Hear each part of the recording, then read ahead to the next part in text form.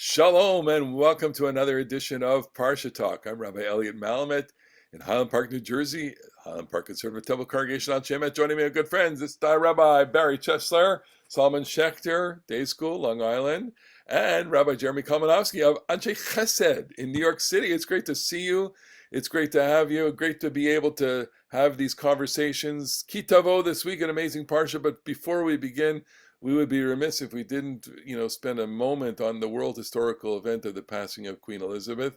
I know that my two colleagues here are American. They inherit the tradition of rebellion, but I am a Canadian, as everyone knows, and this Queen Elizabeth was my queen, and in addition to a few of the people that watch our Parsha Talk, and we know who you are.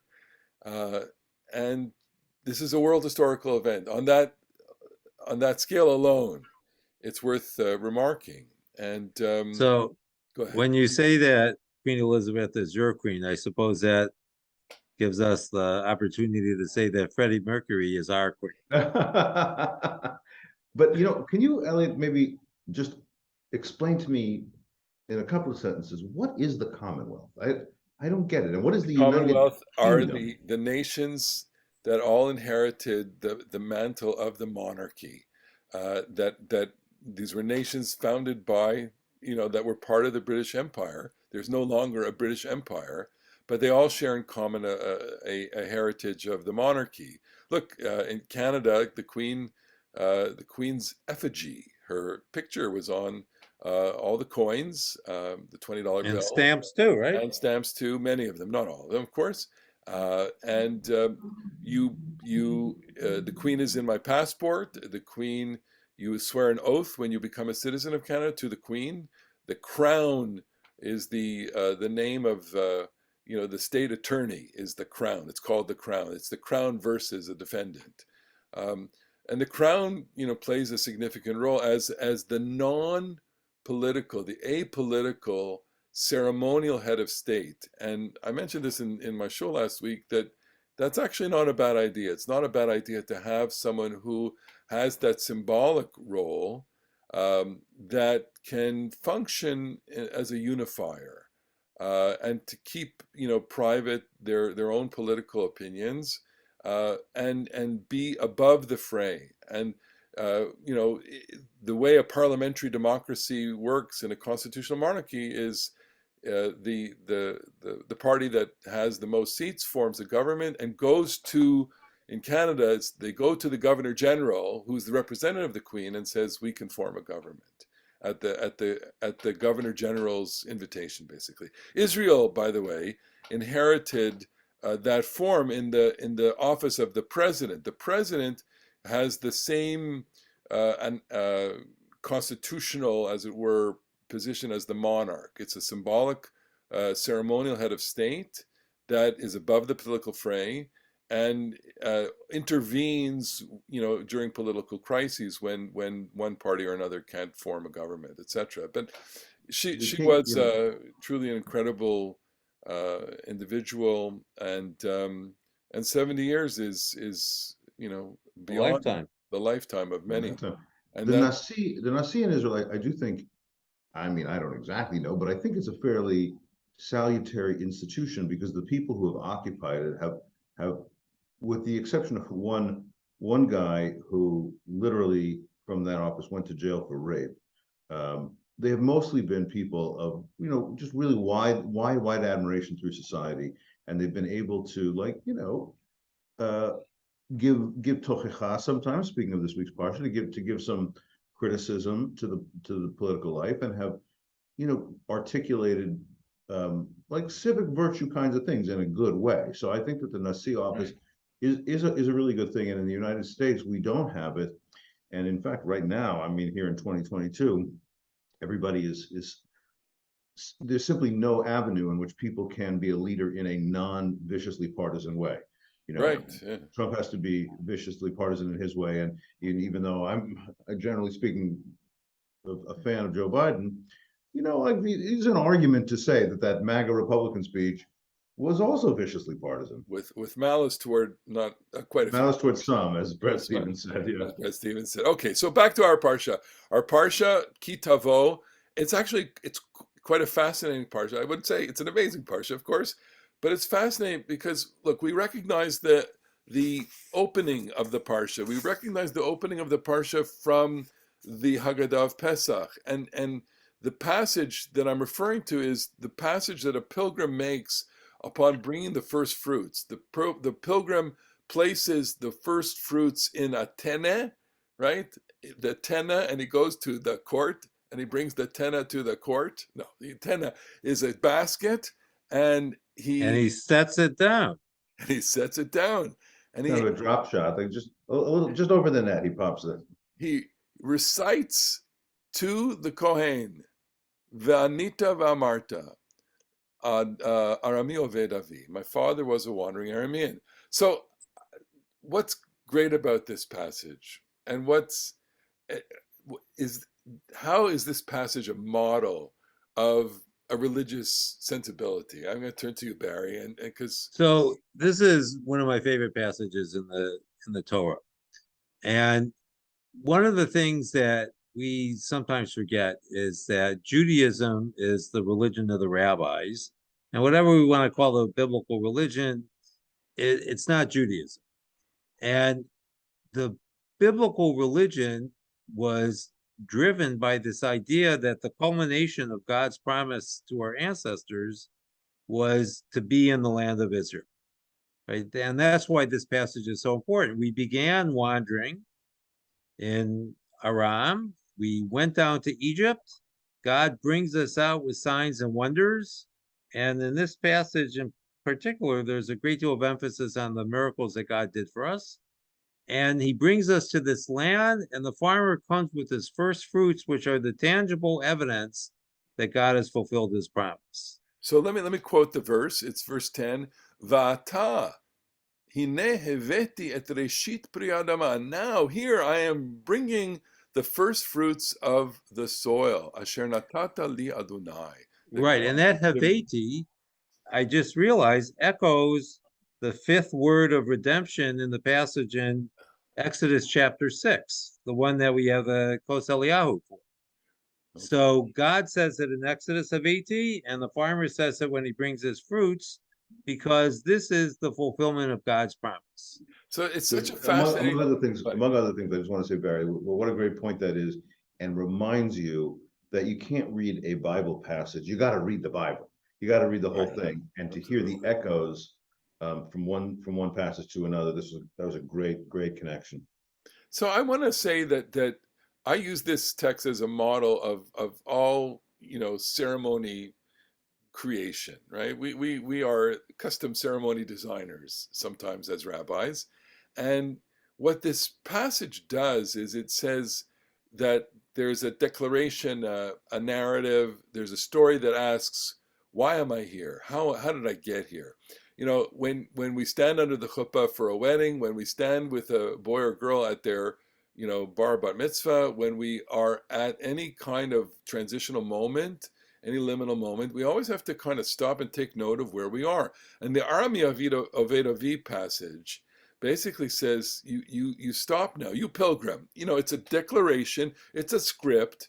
We're giving you the script, but remind yourself of the script so that you know where you are. There's something so valuable in that, in having it's a liturgical declaration. It's a scripted declaration that says, this is who you are, this is why you are here, this is how you got here, and let me help you convey your emotions with that. I think that's what's going on here. I mean, we were thinking about other cultures, and specifically in the United States. Are there any canonical kinds of statements that compress American history? The only one that I can come up with off the top of my head was the Gettysburg Address, which, without having the copy here, basically in the beginning sentences basically says, 7 years ago, meaning Lincoln is locating himself at the burial ground in Gettysburg and saying,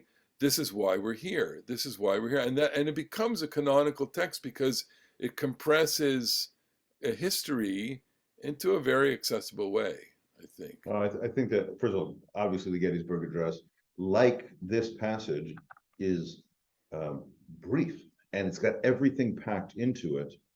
And because it does tell you, listen, here's what happened in the past, and here's what it was for. It was dedicated to the proposition that all men are created equal, and what we are now fighting is to ensure that that is true. And the government of the people, by the people, and for the people shall not perish from this earth, and a new birth of freedom. It is the greatest text, in American history. But there are a couple of others that fill that. Nobody remembers how long MLK spoke on August whatever it was, 1963.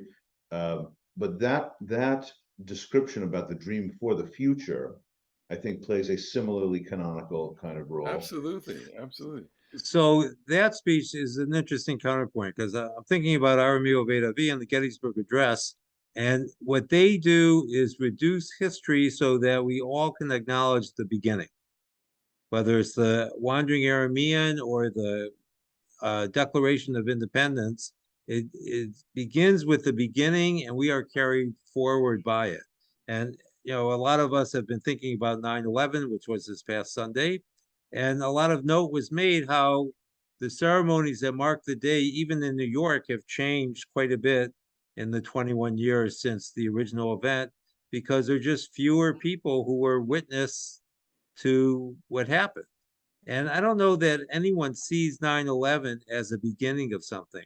When I was a kid, the great day was Pearl Harbor, which is hardly noted today because World War II also didn't begin anything.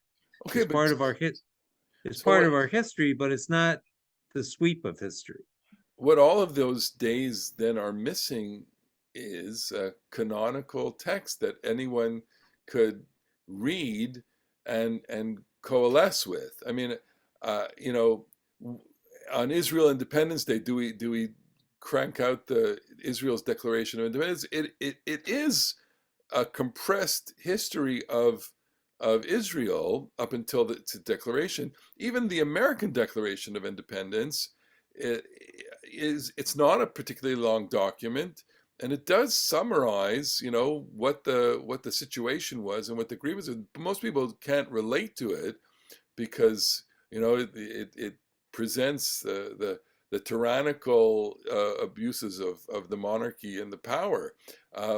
But going back to a canonical text and having that, I think, is very valuable here. It's look, the rabbis certainly understood it because the rabbis basically cut and pasted it into the Haggadah. It was Rav, But like the dynamics of what produces a canonical text that we all hold. I mean, I feel about the Gettysburg, I feel extremely strongly about the Gettysburg Address, but I don't recite it in shul. I don't recite it as part of a ritual. The Declaration of Independence is, of course, particularly complicated. It's 2022. We've spent certainly a long time in America, but most acutely these last few years with some significant portion of our fellow citizens, those descended from African slaves, with asserting that they don't feel that a document largely written by a slave owner is the articulation of freedom that they can feel part of. Frederick Douglass had the famous speech, "What to a slave is the 4th of July," a famous essay.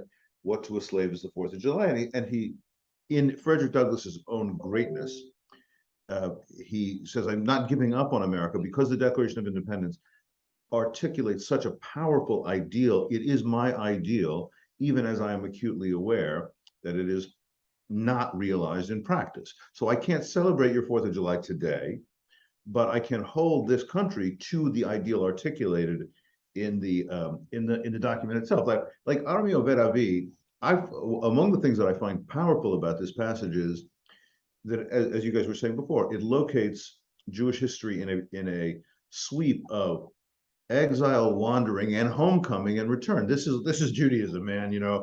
Abraham, born in Mesopotamia, goes down to Egypt, tries to get back. Jacob runs to Mesopotamia, goes down to Egypt, tries to get back. we have a strong sense of exile and the longed for, hoped for return. And I think as an American, we don't have a liturgical text quite like that, but I think that we ought to be able to feel something like that our citizenship is tied to the gap between an imagined ideal, a homecoming of where we would like to be, and the realities of where we are. Well, I'm thinking as you speak, I think, wouldn't it be great to have one? Wouldn't it be great if there was some kind of canonical text that everybody could agree to, the same way, that you have an apolitical, we talked about the Queen. So, the symbol was at least in its highest aspiration, was a unifier. And look, for us, we do have canonical texts. The Torah is a canonical, the Bible is canonized. These are canonical texts. And, no matter where you are on the map of, Jewish life, you can all say this is ours, and we affirm it as something that is our shared heritage, and defines us in ways that, here we are, perfect example of still interpreting it and conversing about it. Well, there's a second canonical text, or a second declaration text, which is even it's interesting. I think it's here the pilgrim on the third year brings a tithe to the temple, and he makes the following declaration. Va'amarta lifnei Adonai lech, he says, Bi'arti HaKodesh, I got rid of all of the sacred things in my house. I gave everything that I was supposed to give to the Levite, to the stranger, to the orphan and the widow. Kechol mitzvatcha asher tzivatana, I did everything according to what you commanded me. Lo avarti mitzvotecha, I didn't transgress. Lo shachachti, I didn't forget. Lo achalti, I didn't do anything wrong, basically, is what he's saying. And this is and now God, hashkifa mimon kochecha, look down from above and bless, uvarech et amcha et Yisrael, bless Israel, your people, et ad ve'et adama, and this land, asher natata lana, that you gave to us, kasher nishbata levotena, like you promised our ancestors, our fathers. It's a remarkable declaration. It basically said, look, I'm a blameless person. I did everything. I didn't do anything wrong. I didn't do anything wrong. And what's striking to me, here we are, a few weeks away from this great period of teshuvah and repentance and confession. The confessions that we recite in Judaism in the synagogue. Chatati, aviti, pashati, asham, nu bagad, nu gaza. We did everything wrong. We did everything wrong. And here, the pilgrim is saying, I did nothing wrong. I have a first of all, I'm not the first person to do this, but I did make up for the 22 letters, an acrostic for the good things that we did. So I always recite that in Yom Kippur too, because I do think that it's a little bit of a warped sensibility if all you ever do is talk about what you do wrong. I have a slightly different take on this passage, which is called the Vidui Ma'aser. Interesting, the declaration of the tithe, Vidui, meaning confession or statement or something like that. But we do usually associate the word Vidui with confession of wrongdoing, admit that you did something wrong. The Torah does not call this a vidui. That's what rabbinic tradition has come to call it. And I wonder if it is for exactly the reason that you're saying, Elliot, the paired version, the mirror image of the vidui of all the sins and the vidui of doing something good. I think of it not really as this affirmation that I'm blameless, because the same person may have actually stolen and lied and done any number of things, but at least they did this well. So I think of this, the Vidui Ma'aser, as something like a biblical version of Baruch Atah Hashem Elokeinu melech haolam asher kitshanu b'mitzvotav v'tzivanu la'asot blah blah blah blah. Blessed are you, God. You commanded us to do something, and here we are about to do it. I think of it as like I think of saying Birkot HaMitzvot, the blessings before doing a commandment. I think of them as like a meditative, orientation, or a kavanah, like, so you feel it. You don't just go through the action. You actually say, "Oh, Baruch Atah Hashem, blessed are you for giving me this moment of holiness that I can do this good action." So the person as Barry said earlier, like this, the Bible is just so focused on possession of the land, living in the land, agricultural produce in the land. The person has said, I farm the land, and I've been commanded to physically sustain the poor, the Levites, the orphan, the widow. And you know what? Asher Kijana Mizvotav Tzivanu, when I did it, Amen. I Well, think that's he's not I exactly think he's it's a saying that, spiritually salutary thing. but he's also saying, look, I did my quid, and now I want your quo. I want. Well, I think we have to figure out exactly what the quo is here. So there's an important theological shift between these two passages, the first fruits and the Vidui Maser. The first fruits emphasizes God's great actions on our behalf in Egypt, the Ototim Moftim, the signs and wonders with which he brought us out of Egypt. When the farmer gives his Vidui Maser, he is saying what he did. The emphasis is on the human action, and all he is asking from God is God's blessing. He's not asking for signs and wonders anymore, because those signs and wonders have become normalized or routinized. They're in the woof and the warp of the agricultural life. And so the Vidui Maser is actually about human participation in the divine plan, almost as equal partners. So we could see the Vidui Maser as the farmer saying, I have given everything to the people who need it. God, now it's your turn to give us on earth everything that we need as well. Jerry, I want you to just in one of the traditional versions of Birkat Kohanim, you're a Kohen. Yeah. So they cite this verse like Shkifa.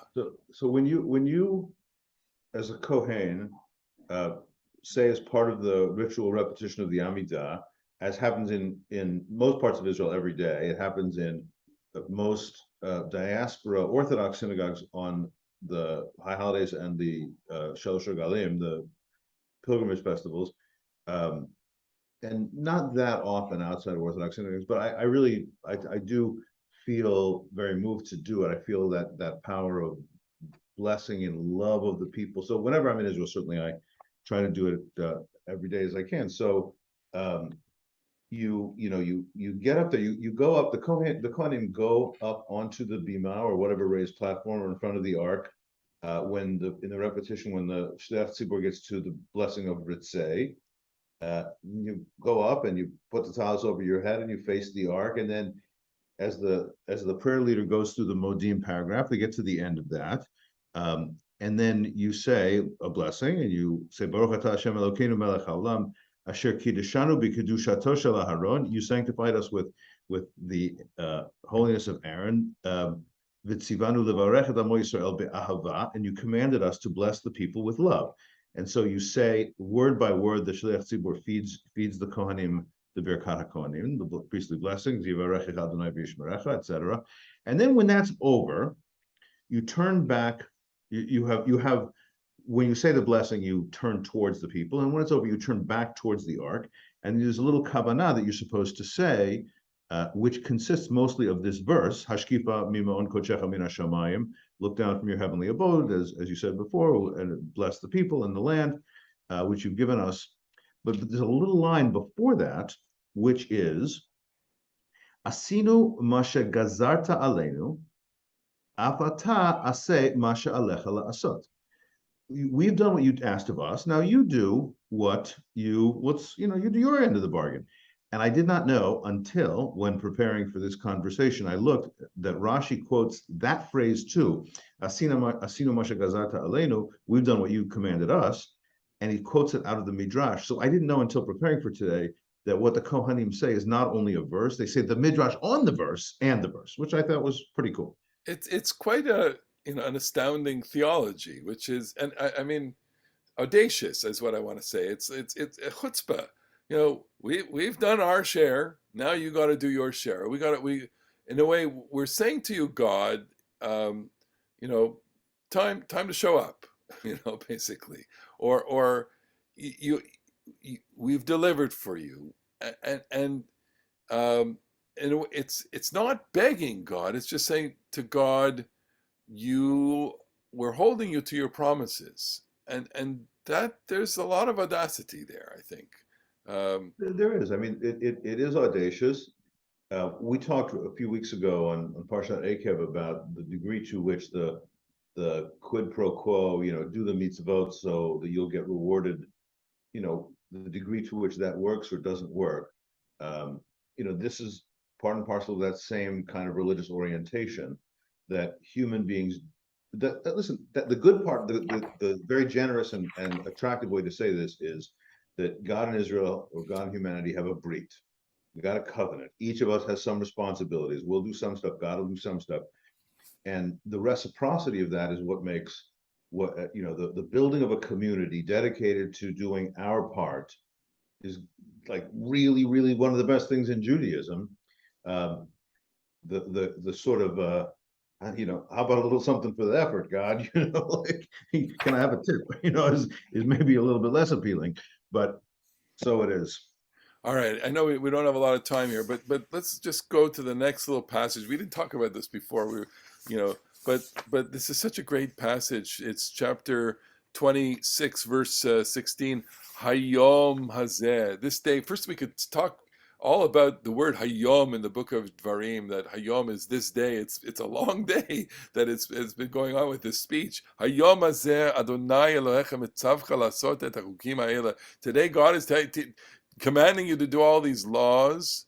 V'shamarta v'asita otam. You should guard them and do them. B'chol avavcha v'chol nafshecha, with all your heart, while your soul. Et Adonai ha'marta hayom. Oh yeah. Okay, so give me your best translation of that. Et Adonai ha'marta. God has spoken to you. God has Well, et Adonai ha'marta, and then later it's Adonai ha'emircha. So, by the way, this is our listeners will of course recognize this from Kianu Amecha. This is the only place where the Amar, if I'm not mistaken, could be wrong, but yeah, he feel form. The he feel form, yeah. This is a very rare form that you are spoken for by God and God spoken for you, or you swore God to an oath and God swore to you, something like that. But we know it from the liturgical element.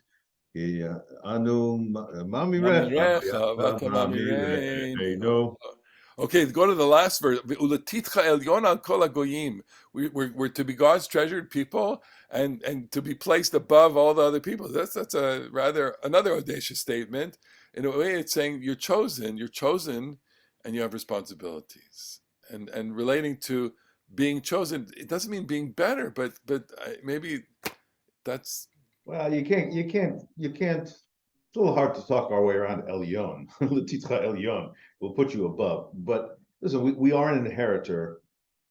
We are inheritors of a set of religious ideas and texts, and not all of which are the ones that we might choose right away in 2022. I myself do think that we should turn the knob way down on the chosenness thing, but turn the knob way up on the covenantal responsibility thing. Okay, well that's they're both part of the same coin. Barry, you have a word on this, and then we gotta just summarize here for the blessings and the curses and all that, which we don't have time for. But it's quite astounding list, and of course to know that once again the Torah is reminding us, if you do this, you'll be blessed. If not, there'll be consequences to that, and some of them are quite dire. In Ki Tavo, the sixth aliyah of Ki Tavo being a very, very complicated aliyah to sit through. But we have come to the end of our time together. Unfortunately, there's so much as usual to talk about in this parsha, but not enough time. But we'll talk about another parsha again next week. So in the meantime, we want to wish everyone a beautiful Shabbat.